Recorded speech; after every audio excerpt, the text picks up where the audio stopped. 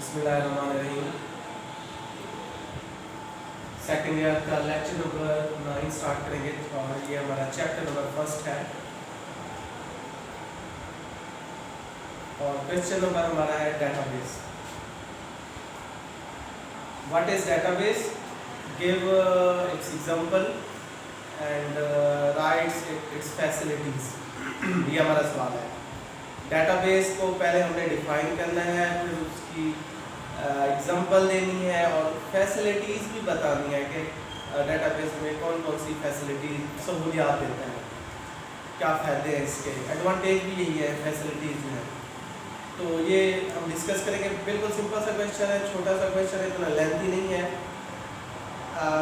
First of all हम definition करेंगे database की। डेफिनेशन हमने लेक्चर नंबर जो हमारा 3 या गालिबन 4 था, तो उसमें हमने डेटाबेस की डेफिनेशन की थी, अगर आपको याद हो। वहाँ पे हमने बेसिक डेफिनेशन की थी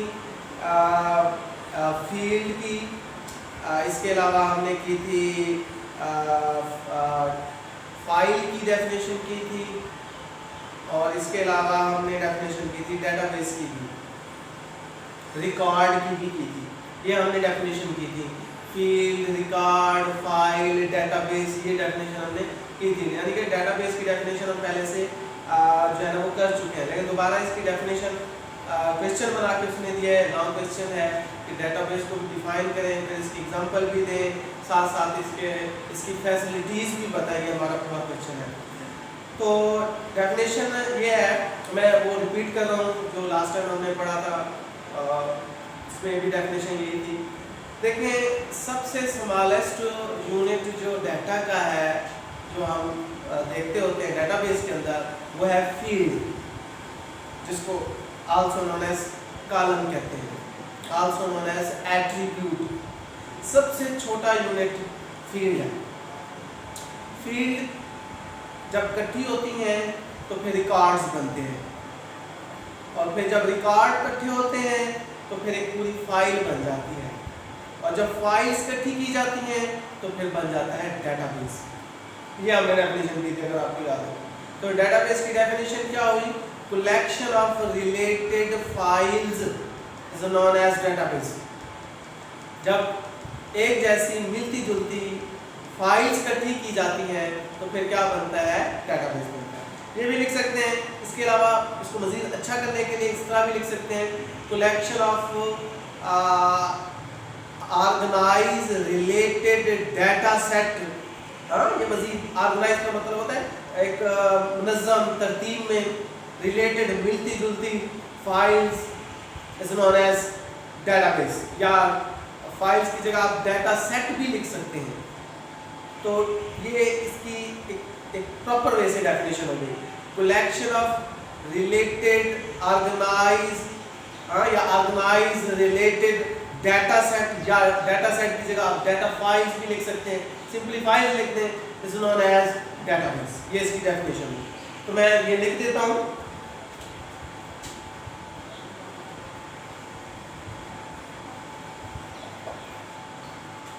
कलेक्शन ऑफ organized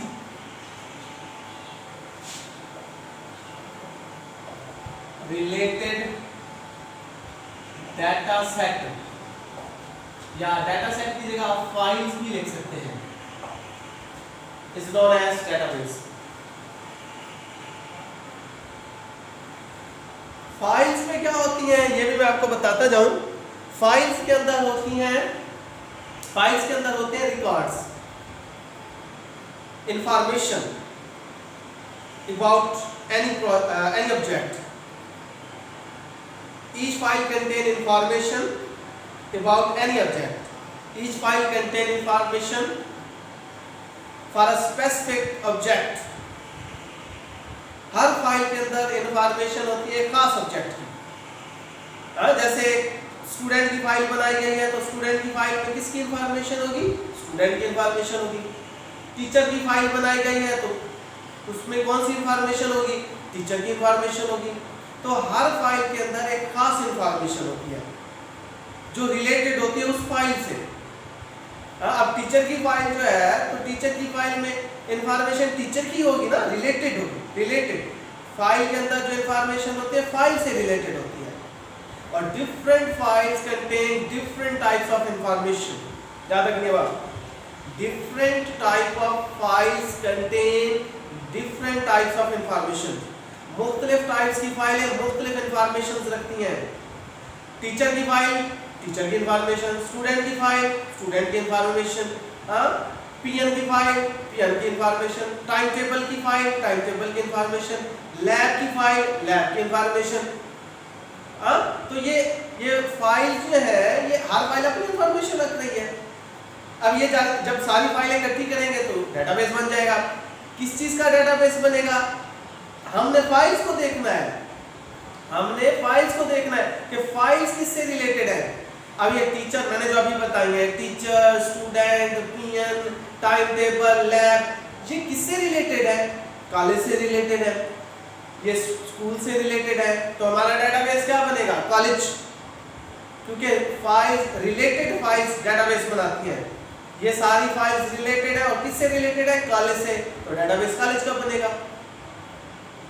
तो इसी तरह एग्जांपल भी देनी है। एग्जांपल आप यही कॉलेज की दे दें, बुक वाले ने बैंक की एग्जांपल दी है, अब बैंक की एग्जांपल। डेटाबेस एक इदारे का बनता होता है, एक ऑर्गेनाइजेशन का बनता होता है। डेटाबेस उस चीज का बनाते होते हैं जो अपने अंदर और बहुत सारी इंफॉर्मेशंस मतलब फाइल्स रखे। एक इदारा जैसे बैंक है, कॉलेज है, स्कूल है, ठीक है, कोई इस तरह की हमारे पास जैसे हॉस्पिटल हो गया, ठीक है, इसी तरह हमारे पास कोई एक इदारा जिसमें बहुत सारी फाइल्स एग्जिस्ट कर सके, उस चीज को डेटाबेस बनाते हैं। आप एग्जांपल, अच्छा लाजमी नहीं है कि बैंक्स की एग्जांपल दें, उसने बैंक की दी है तो हम भी बैंक की दे दें और वही लिख दें। आप किसी भी इदारे को देख सकते हैं, किसी ऑर्गेनाइजेशन को उठा लें, अब उसके अंदर कौन कौन सी फाइल एग्जिस्ट कर सकती हैं, रिलेटेड फाइल। अगर देखें कि कोई भी ऑर्गेनाइजेशन जो इंफॉर्मेशन रखता हो, जो फाइल्स रखता हो रिलेटेड, तो वो उस चीज़ का डेटाबेस बन सकता है। डेटाबेस उसी का बनाते हैं जो अपने अंदर बहुत सारी फाइलें समा सके। मैं आपको एग्जांपल देता हूँ, एग्जांपल आप दे सकते हैं, देखें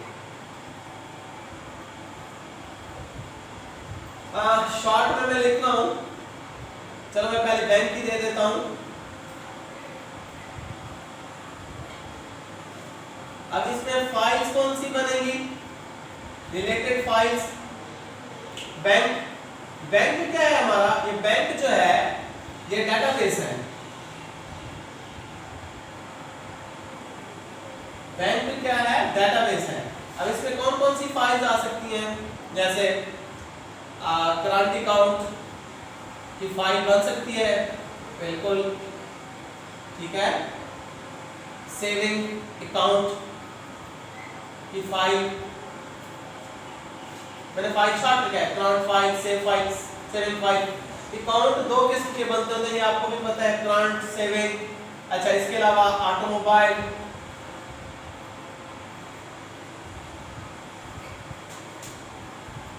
लोन, ये लोन की टाइप है, इसकी भी फाइल बनेगी, बन सकती है, ठीक है। क्लाइंट इंफॉर्मेशन, इसकी भी फाइल बन सकती है। अब ये जो फाइल्स हैं, ये सारी फाइल्स हैं, ये फाइल्स हैं और ये सारी रिलेटेड है किससे? बैंक से। तो डेटाबेस किसका बना? बैंक का बना। अच्छा, इसी तरह मैं एक और एग्जांपल भी दे देता हूं, ये बुक में नहीं है। कॉलेज, हम डेटाबेस बना रहे हैं कॉलेज का, कॉलेज, ठीक है, ये कॉलेज का बन गया डेटाबेस। अब ये कॉलेज का जो डेटाबेस है, इसमें फाइल्स कौन सी बन सकती हैं, आ सकती हैं? कॉलेज से रिलेटेड फाइल्स देख लेते हैं कौन कौन सी हैं। कॉलेज से रिलेटेड कौन कौन सी आ सकती हैं? जैसे स्टूडेंट की फाइल, शॉर्ट में मैंने लिखा है एसटीडी। टीचर की फाइल बन सकती है, एसटीच मैंने लिखा है। इसी तरह टाइम टेबल की भी फाइल बन सकती है, ये टाइम टेबल की एक फाइल हो गई। इसी तरह lab file, library file,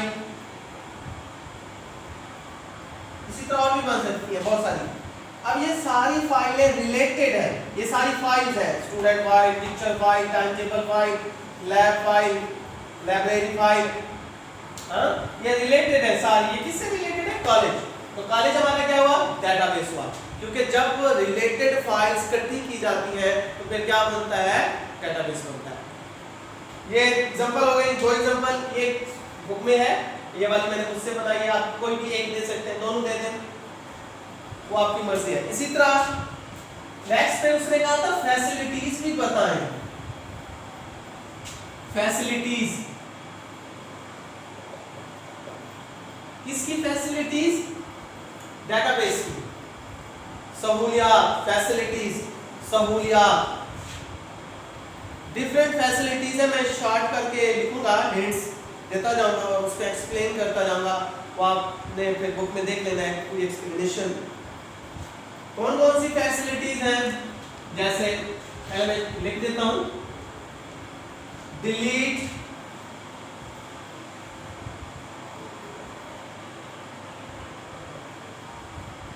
remove, update, insert,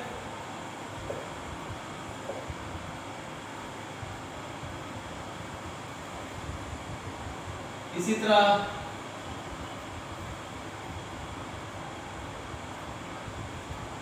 delete, remove, update, insert, इसी तरह रिट्राइव। मतलब ये है फैसिलिटीज। आगे पूरा लिखना है, मैं बताता हूं आपको, लिखना पूरा है, ये इतना नहीं लिखना, पूरा लिखना है। अच्छा ये जो है ना, ये वैसे मैं बता रहा हूँ, ये बुक में नहीं है, ये जो अभी मैं बता रहा हूँ ये आगे जाके बताता है। ये सारी जो फैसिलिटीज मैंने लिखी है ये Curie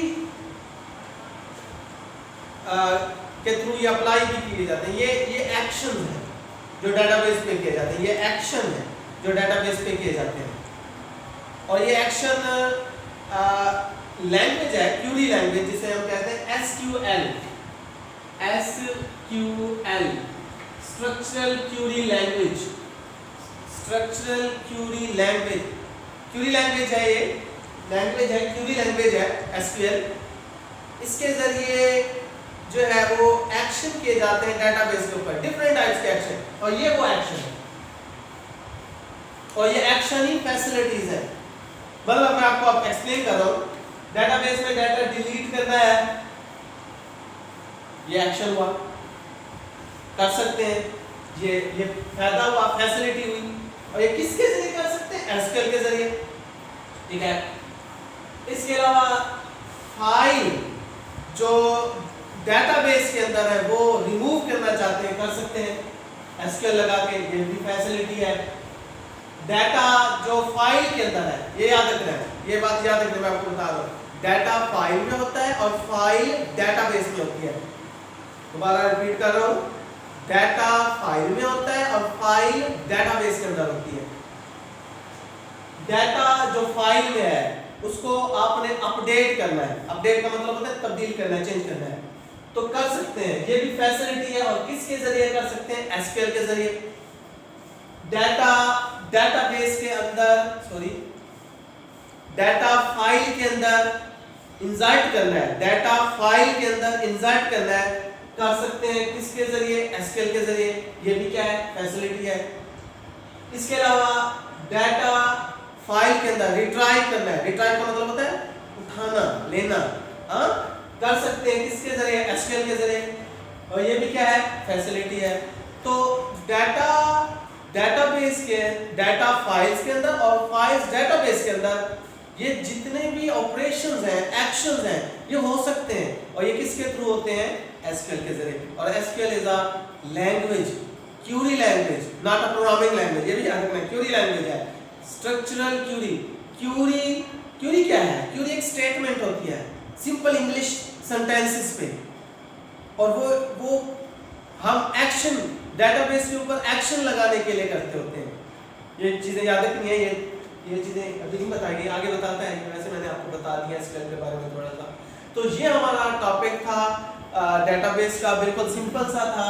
first of all define करना है डेटाबेस को, डेफिनेशन, फिर साथ उसकी कोई एग्जांपल देनी है। मैंने 2 एग्जांपल दिए, ये बुक में है, ये नहीं है, वैसे दे सकते हैं आप, दोनों दे दें, एक दे दें। फिर उसके बाद था कि फैसिलिटीज बताएं, ठीक है, किसकी फैसिलिटीज, डेटाबेस की। तो ये डिफरेंट टाइप्स की फैसिलिटीज है, और ये फैसिलिटीज मिलती किसके जरिए है, एसक्यूएल के जरिए। ये आज का हमारा लेक्चर।